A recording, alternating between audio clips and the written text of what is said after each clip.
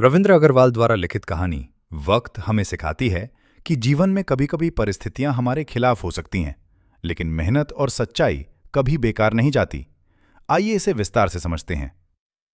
संजय एक बहुत ही होनहार और समझदार लड़का था। उसके घर की आर्थिक स्थिति अच्छी नहीं थी, इसलिए उसने 10वीं कक्षा तक कभी ट्यूशन नहीं रखी। वो जानता था कि उसके पिता ट्यूशन का खर्च नहीं उठा पाएंगे। हैरानी की बात यह थी कि किसी ने उसे कभी पागलों की तरह पढ़ते हुए भी नहीं देखा। वो छत पर जाकर किताबें हाथ में लेकर रट्टा नहीं मारता था, बल्कि जो स्कूल में पढ़ लिया वही उसके लिए काफी था।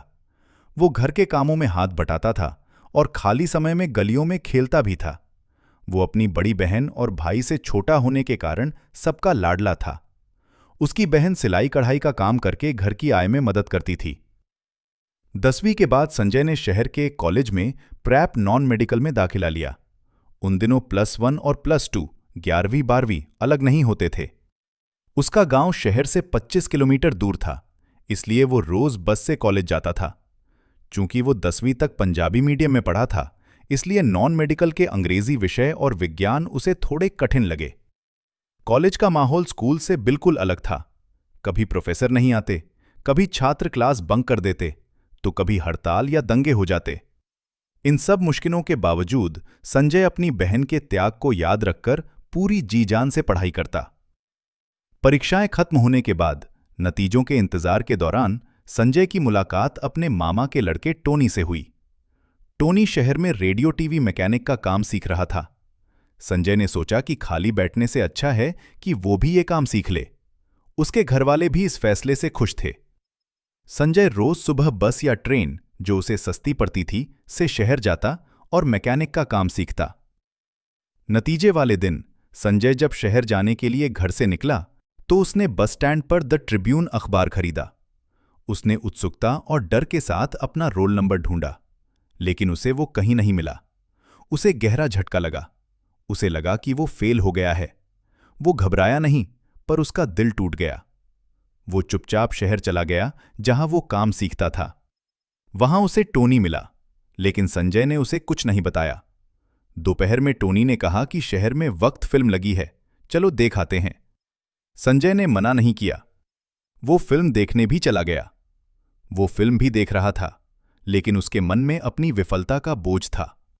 वो सोच रहा था कि घर जाकर सबको क्या मुंह दिखाएगा। जब संजय रात को घर पहुंचा तो माहौल बहुत तनावपूर्ण था। संयुक्त परिवार होने के कारण घर के सभी सदस्य वहां मौजूद थे। जैसे ही वो खाना खाने बैठा, ताने शुरू हो गए। चाची ने चिल्लाकर कहा, तेरी बहन ने एक एक पैसा जोड़कर तेरी फीस भरी थी, तूने सब मिट्टी में मिला दिया।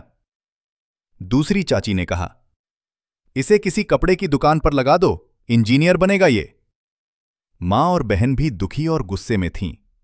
संजय चुपचाप सब सुनता रहा। उसे लगा जैसे उसने कोई बहुत बड़ा गुनाह कर दिया हो। तभी चाचा की बड़ी लड़की, जिसने संजय का नतीजा किसी दूसरे अखबार में देखा था, बीच में बोल पड़ी, अरे तुमने कौन सा अखबार देखा था? द ट्रिब्यून में तो केवल पास होने वालों के नंबर थे, लेकिन इंडियन एक्सप्रेस में लिखा है कि संजय की कंपार्टमेंट आई है। ये सुनते ही संजय की जान में जान आई। उसे एहसास हुआ कि वो पूरी तरह फेल नहीं है, उसे बस केमिस्ट्री का पेपर दोबारा देना है। संजय ने हार नहीं मानी। उसने अपनी केमिस्ट्री की कंपार्टमेंट क्लियर की, अपनी प्रेप पूरी की और साथ ही रेडियो टीवी की ट्रेनिंग भी पूरी कर ली। उसकी मेहनत रंग लाई और अंततः उसने इंजीनियरिंग की पढ़ाई पूरी की और एक बहुत अच्छी नौकरी हासिल की। निष्कर्ष: संजय गलत नहीं था, बस उसका वो एक पल का वक्त खराब था। ये कहानी हमें धैर्य और निरंतर प्रयास की प्रेरणा देती है।